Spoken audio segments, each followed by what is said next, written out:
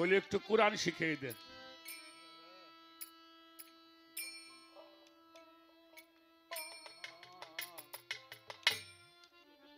জিজ্ঞেস করছে তোমার বাড়ি কোথায়? বলে আমার বাড়ি পাবনা। একজন খাদেমরে ডাক দিলে ছোট্ট একটা টুল নিয়ে আসো, জল চুকে দিতে, এই ভিতরে রাখো। বলছে তুমি ভিতরে আসো। ভিতরে গেছে, বসো এখানে। আর ভক্তরা খুব রাখতেছে, কাম ডাকইল কি? যখন কাছে বসছে, বাও হাত দিয়ে ঘাটটা ধরে কাছে নিয়ে কপালে একটা চুমে দিছে। এক ভক্ত কই ফেলে, বাবা এত বড় বিয়াদবি করলো, আর তারে আপনি ডাক পেরে কাছে নিয়ে বসাইয়ে কপালে চুমে দিলেন। আগ্রসী হুজুর কেবলা বলল, তোমরা চেনো না, ওলা আমার পীরের দেশের মানুষ।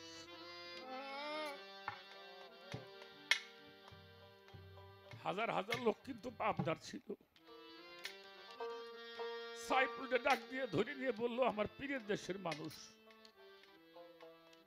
তাহলে পীরের দেশের মানুষটার সম্মানটা এমন হইলে পীরের সম্মানটুকু কতটুকু হওয়া দরকার। 2 দিন বসায় রাখছে কাছে, ওরও শেষ হয়ে গেছে। সাইফুলও কোনো কথা কয় না। ওর শেষ হওয়ার পরে কইতেছে, মিয়া সাহেব কোরআন শিখবেন?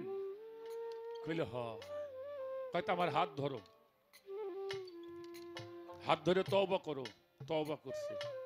বলে এবার থেকে, আজকে থেকে আর একটা মিথ্যা কথা জীবনে কবা না। এটা প্রথম আয়াত দিলাম। এটা কি? কোরআন শরীফের প্রথম আয়াত। মানুষ এমন একটা বিপদে পড়ছে বারেক ভাই, অফিসেও যাইতে পারে না, কাজকর্ম করতে পারে না। যেখানে কথা বলতে যায় একটা মিথ্যা সামনে চলে আসে, অফিসে যায় না। বাড়ির মধ্যে একটা ভেজাল সৃষ্টি হয়ে গেল। বউ একজন পিজির ডাক্তার, দেখতে পারে না। অফিস আদালত বন্ধ। 6 মাস পরে যে চাকরির রিজাইন দিয়ে দিছে। বাড়ি আইসে সাইরে যে সমস্ত সয় সম্পত্তি ছিল মানুষটার, একটা দলিলের মধ্যে উইল করে লেখছে, 24 বছরের বিবাহিত স্ত্রীকে সুশিক্ষায় শিক্ষিত করতে না পারিয়া নিজেকে অযোগ্য বলে ঘোষণা করে। ইসলামের বিধানে বউ তালাক দেওয়া যায় না, তালাক নিয়ে চলে গেল। ঘর পোশাকের জন্য 4 কোটি টাকার সম্পত্তি দিয়ে চলে গেলাম। আজ হইলেও সাইফুল ঘর ছাড়লো, কাল হইলেও সাইফুল পাগলের মতো ঘুরে। রশিদ সরকারের বাড়িতে আমার সাথে প্রথম যেদিন দেখা হয়, 2টা বছর 3 বছর আমার সাথে চলাফেরা করছে। আটশি হুজুর কেবলা যেদিন চলে যাবে সন্ধ্যার সময় ফরিদপুর, আমি বাস স্ট্যান্ডে বসা যায়, খালি কইলে আমার 100 টাকা দাও, আমি দরবারে যাব। 100 টাকা দিছি, দরবারে চলে গেছে। 5 দিন পরে একটা কালা পোশাক পরে বাইরে হয়ে গেছে। আইসা আমার জড়াই ধরে কইল, ভাই যার জন্য পাগল হইলাম, কোথায় গেল আমার চাকরি, কোথায় গেল আমার সম্পদ? আমি বললাম, তুমি কালা পোশাক পরছো কেন? এই শোকের বোঝা আর জীবনে আমি শেষ করতে পারব না। যদি কোনোদিন আমি আমার খাজা বাবারে ফিরে পাই, তাহলে আমার সাদা পোশাক পরবো, নচেত আমার জীবনের মাঝে মুর্শিদের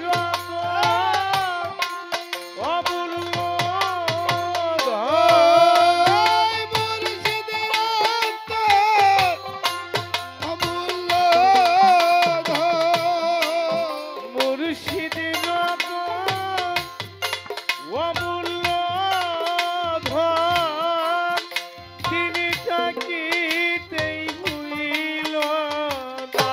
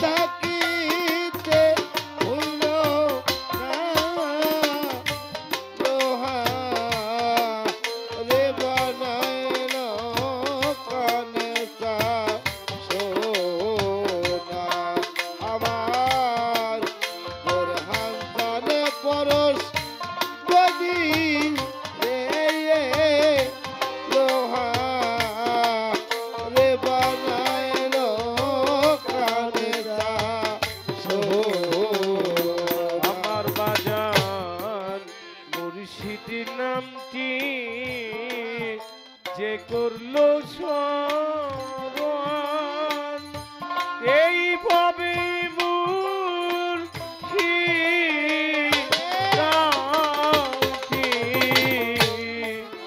যে করলো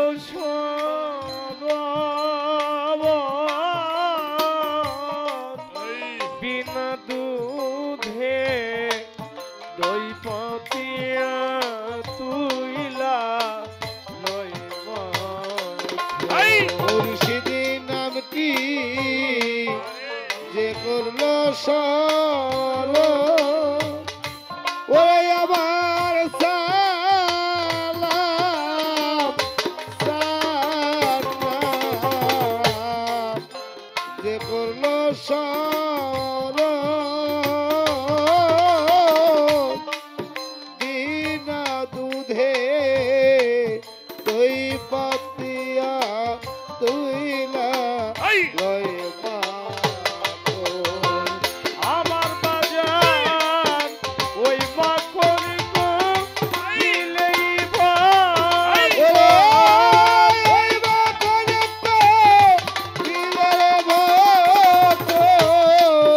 ওই মাখন দিলেই ত্রিতাপ জ্বালা রইবে না রে বানাইল কাঞ্চা আমার রশি চালে পরশ বলি লোহা রে বানাইলো রে কানে সা সোনা আমার সকল চালে পরশ বলি রে লোহা রে বানাইলো কানে সা সোনা আমার বাজার দিদি কমলে যখন ফুটবে ফুল ওরে ভক্তেরি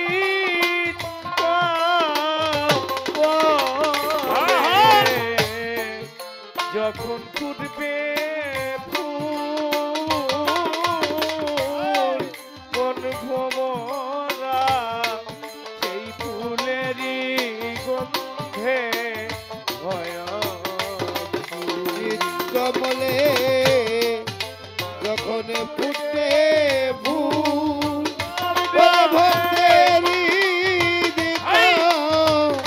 কমলে যখন ফুটে ফুলের গন্ধে মনে ভোমরা হইয়া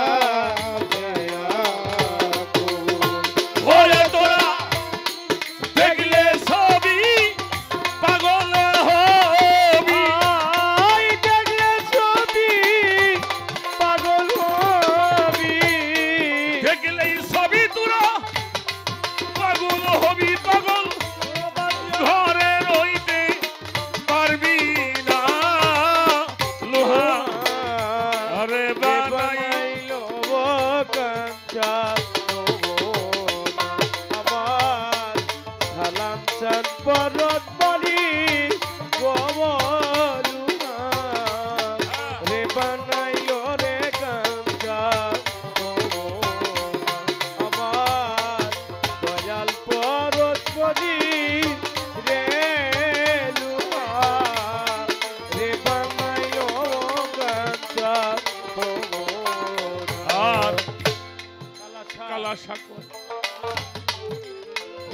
পাগল মন সাধক কালা সাগয় ওরে পাগল মন ও সরলে গো রোল মিশায়া রাইলি রতন ওরে ফকির কালা ঠাকুর ওরে পাগল মন ওরে ফকির কালা ঠাকুর ওরে পাগল মন সরলে গো রোল মিশায়া ওরে এবার সরল দাসই গেলে রে ওরে সরল দেশে গেলে রে সরল দাসে একবার গেলেই রহিমন গরলের ভাবে থাকবে না লোহা আরে বানাইল কাসম সোনা সালাম জান পরশ